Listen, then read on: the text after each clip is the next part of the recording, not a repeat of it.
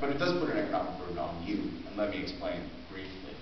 This is something called the CAP, which is the Consolidated Appeals Process, a way in which we, the humanitarian community, the protection community, project what the needs are in terms of responding to the crisis. Now, of course, this is not a natural disaster. This is all man-made Israeli policies and practices.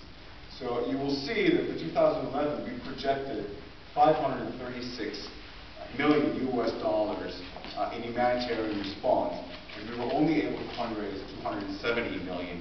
And you see it's fairly consistent. There's a gap between what is needed and what we're able to fundraise. Where does all that money go? You will see that it predominantly goes to food, cash assistance, water and sanitation, agriculture, and health, and so on. So these are all the elements of response to displacement and demolition. You have to provide people a temporary shelter with a tent, with a mobile latrine, with a water tank, with food for them and their animals, and so on.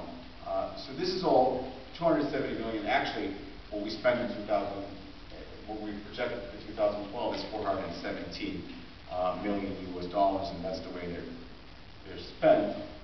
And again, the question is who pays for all this, and the answer is you.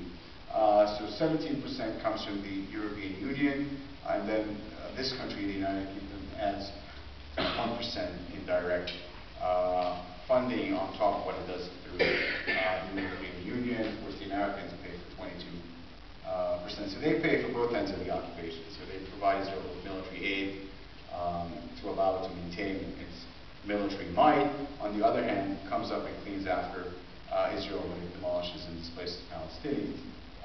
Where does all that money go? To the agencies that are able to deliver the aid, UN agencies, international NGOs. You will see that only 2% goes to Palestinian NGOs. So Palestinians do not benefit, nor are they in a position to provide that aid.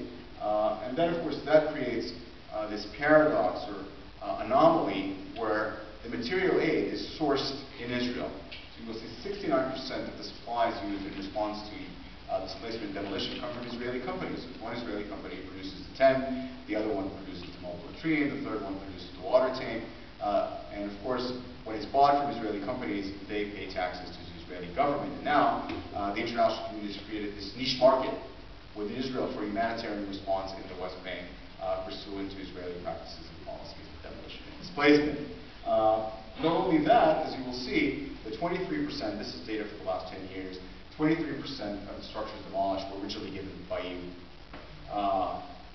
Schools, clinics, solar panels, water wells, and so on. The infrastructure for the community, you paid for it. This is your tax pounds they paid for it, were demolished by Israel.